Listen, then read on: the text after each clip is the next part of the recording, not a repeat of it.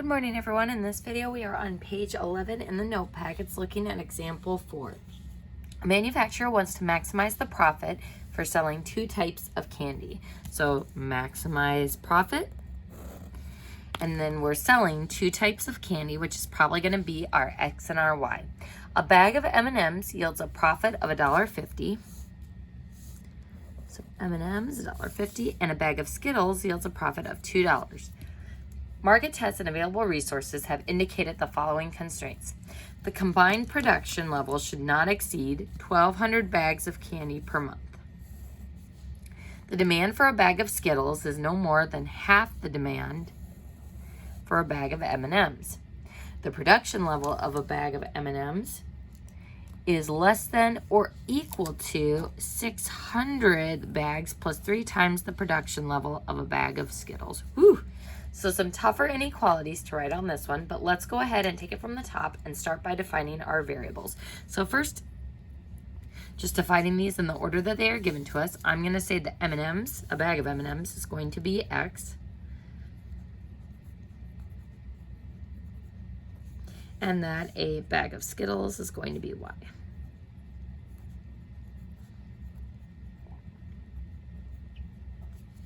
Our objective function is whatever we are trying to maximize, which in this problem is profit. So what do we know about profit in the context of our variables? M&Ms is $1.50 per bag, and Skittles are $2 per bag. So our objective function, Z equals 1.5x plus 2y. So you don't have to put that trailing zero on the end there. We're going to consider our units when we get to the end of the problem. And I'm going to write maximize by this so we remember that that is what we are trying to do with that objective function. All right, folks, let's write the inequalities on this one. So starting with the first one, the combined production level should not exceed 1,200 bags. So should not exceed means we want to make 1,200 or less bags of candy per month. So what do we have representing bags of candy? X and Y needs to be less than or equal to 1,200 bags. Inequality number 2 coming from part B. The demand for a bag of Skittles. So what do we have representing a bag of Skittles? Let's do Y. So the demand for a bag of Skittles is no more than, so less than or equal to, half the demand of a bag of M&Ms. Half X. Now, folks, I want you to notice what's different about this inequality than all the other ones we've tended to encounter on these story problems. This is an inequality in slope-intercept form versus standard form. So, we're going to leave some space below this problem to kind of work with the inequality there. So go ahead and leave some space before we go to write our third inequality. Now, our third inequality, if we look at part C, the production level of a bag of M&Ms, so production level of a bag of M&Ms, that would be X, is less than or equal to 600 bags plus 3 times the production level of a bag of Skittles. So 3y. Now, also looking at this inequality. This one is not in standard form or slope-intercept form, so we're going to have an issue with this one as well. Now, our last two inequalities are going to be our Vex and Hay, ones that keep us in the positive coordinate plane. So X is greater than or equal to 0, and Y is going to be greater than or equal to 0 because we can't have negative bags of M&Ms or Skittles. All right, folks, so we now have used all of the information in the problem and written 5 inequalities. Before we choose a scale for our graph, let's go ahead and see what happens when we go to make our table of values for these. So I'm going to start, and we're going to use most of the space on this page, not to scare you, but just so you can space stuff out properly. So I'm going to go ahead and start by making my table up here for that first inequality. So this one is in standard form, so if I cover up 0 for the Y, our x-intercept is 1,200. Oof. If we cover up our x with the 0, then y is 1,200. Oof. So we're going to get up to some pretty big numbers here. Now looking at number 2, it's in slope-intercept form, which, is okay, but do I really want to go up 1 over 2, up 1 over 2, all the way up to 1200? Not really. So let's see what happens if we try to put this in standard form. So if I swing that y over, then we would get 0 is less than or equal to 1/2 x minus y. I don't love that fraction there, so I could go ahead and multiply this whole equation by 2, which gives me 0 is less than or equal to x minus 2y. So if I distribute that 2, I have now gotten rid of the fractions. Now, folks, look at what happens when we go to do the cover-up method with this standard form equation. We cover up our y, and x is 0. We cover up our x, and y is 0. So our x-intercept and our y-intercept are 0, 0. And we should have known this from slope-intercept form, because if our y-intercept is 0, 0, that is both the x and the y-intercept. So folks, we kind of have a problem here because we only have one point. But don't forget what we did back when we first started doing linear equations. If you need to generate points on a line, then an input-output table, which we have, is easiest using slope-intercept form. So folks, I'm just going to choose an x value, plug it in, and then find the corresponding y value that goes with it. Now, how am I going to go about choosing that x value? I'm actually going to wait until I see what my other spread of points looks like in the other table. So we're going to hold off and see what x value would make sense to pick for that second table. So moving on to inequality number 3. Now this one is not in standard form or slope-intercept form, so we're going to make it in standard form by subtracting the 3y. So minus the 3y, and that gives us x minus 3y less than or equal to 600. And folks, just be careful when you're manipulating the equations, because remember, if you multiply or divide both sides by a negative, that's when the sign would flip. All right, folks, so our third table, doing the cover-up method, if I cover up y, x is 600. And if I cover up x, and y is negative 200. So, that's kind of interesting that this y-intercept is going to go off the graph. But again, it's okay if my line has a y-intercept there. It's just that we know with our inequalities, we're not going to get any negative values because these will restrict us to the positive part of the coordinate plane. So folks, as I'm looking at these values, we're going down to 200 all the way up to 1200. So if I want to pick a point for this second line, I'm going to go ahead and choose 600 for an input, since that's already an input that I have on one of my other equations. So if I plug in 600 for x, what's a half of 600? 300. And that's going to be the second point that I used to graph that line. So we needed a second point.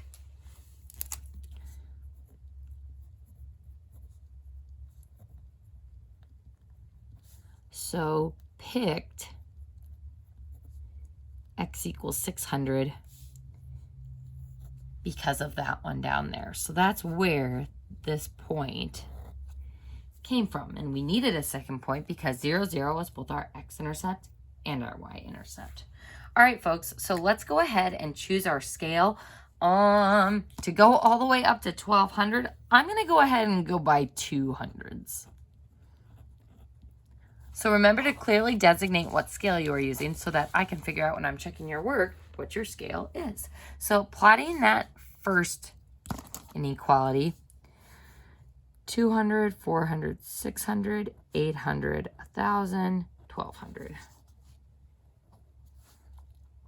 2, 4, 6, 8, 10, 12. All right, so there is our first inequality.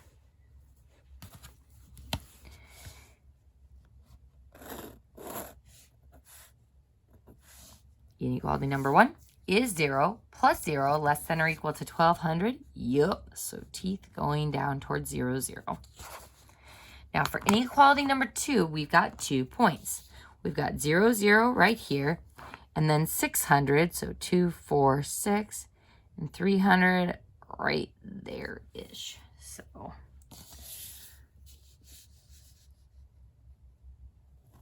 swooshing, whoops, got a little off on my ruler there, that's all right. So there's inequality number 2.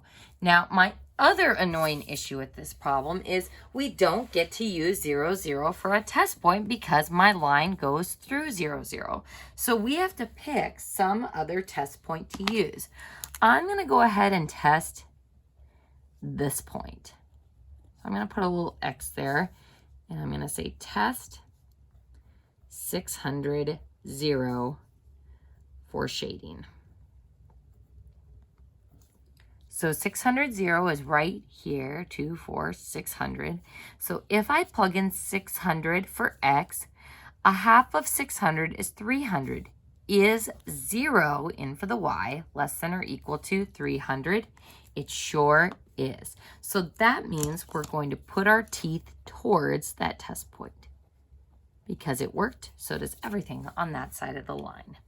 There's inequality number 2. Now, inequality number 3, we have 600, 0, which is, oh, that point right there. And then 0, negative 200. So here's negative 200. So I'm going down from my x-axis and down my y-axis. So let's see, there-ish. Inequality number 3. And if I plug 0, 0 in, is 0 minus 0 less than or equal to 600? I was looking at this one. 0 plus 0 less than or equal to 600? Sure is. So 0, 0 works. So teeth going up. Then my last 2 inequalities are the vertical line and the horizontal line. So there's inequality number 4, teeth going to the right. And then there's inequality number 5.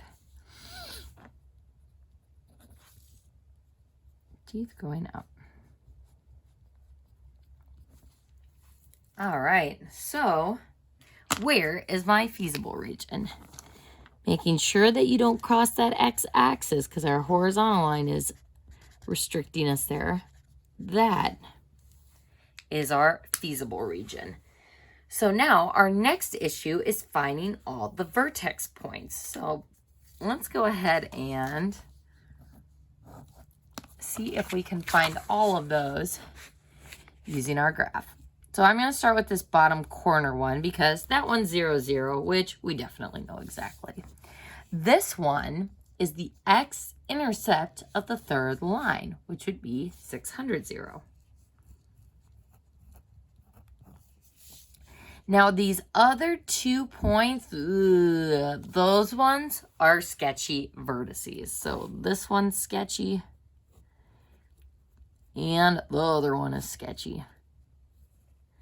Which means we are going to have to use elimination or substitution to find those. So this is work I have to see.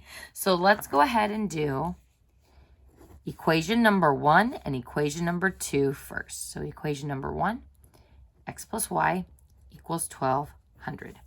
Equation number 2, and I'm going to go back to the original here and you'll see why. Well, actually, folks, so we've got y equals 1/2 x, which would be good for substitution. However, I'd rather not deal with the fractions, and I'm going to go ahead and use this variation of equation 2 instead. So I'm going to go ahead and say x minus 2y is equal to 0. So there's equation number 1, there's equation number 2. And what I'm going to do to equation 2 is multiply it by a negative 1. So that we get negative x, positive 2y, equals 0, because negative 0 is just 0. So when I go to add these 2 equations together, x and negative x, goodbye x's, y and 2y is 3y, and 1200 and 0 is 1200. So dividing both sides by 3, y is equal to 400. plugging in for this y, x is equal to 800. So there is that first sketchy vertex at 800, 400. Does that seem accurate? 2, 4, 6, 8, 200, 400. So yep, it matches with our scale. So 800, 400. So now finding our other sketchy vertex, this is the intersection of line 1 and line 3. So line 1 again is x plus y equals 1200. And line 3, I'm going to use that standard form variation of that inequality. So number 3, x minus 3y equals 600. And you know what? I think I'm going to do the exact same manipulation. I'm going to multiply this equation by -1 so that we get negative x plus 3y equals negative 600. So goodbye x's, y and 3y is 4y, and then 1200 minus 600 is 600. So again, kind of ignoring that middle equation. So 4y equals 600, divide both sides by 4, and y equals 150. So if y is 150, 1200 minus 150 is 1050. And again, getting that 1050, we wouldn't have been able to estimate that accurately from our graph. So this is why we always verified those sketchy vertex points algebraically. So if I look at my graph, 2, 4, 6, 8, 10, this is 1200. This is 1000. So this one is just a titch beyond there. And if this is 200, and the y value is 150. Again, that one is really sketchy, but it still is close to what our graph is showing us. So that's going to be our fourth vertex point. So 1050 for the x, and then 150 for the y. And then we're going to plug each of these into our objective function, which way up here is that 1.5x plus 2. So 1.5x plus 2y. And I'm going to go ahead and show the work here just because we've got decimals and it's easier to have these written down. So 1.5 times each of those x values. So 0, 600, 800, 1050.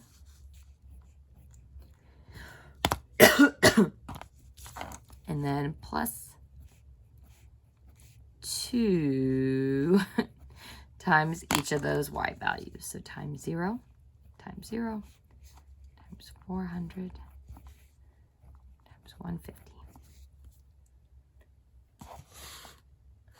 All right, so there's our setup. There's all that lovely work. So if I don't make any bags of Skittles or M&Ms, I'm going to make 0 profit. Surprise! 1.5 times 600 plus 2 times 0, that's going to be 900. 1.5 times 800 plus 2 times 400, that gives me 2,000. So that's looking like our max so far. And then that last point, that's going to give me 1,875. So which of these is my maximum? The 2,000. So writing my final answer in the context of the problem, we are going to get a max profit of $2,000 by making 800 bags of M&Ms, because that's our X, and 400 bags of Skittles, because that is the one XY coordinate that's giving us that maximized profit. So that problem was, whew, that was a doozy. So we had 2 sketchy vertex points that we had to solve for. We had some more complicated inequalities. So folks, this concludes our notes on linear programming. So in the next few videos, we'll kind of do a catch and release on some of the problems in the practice set.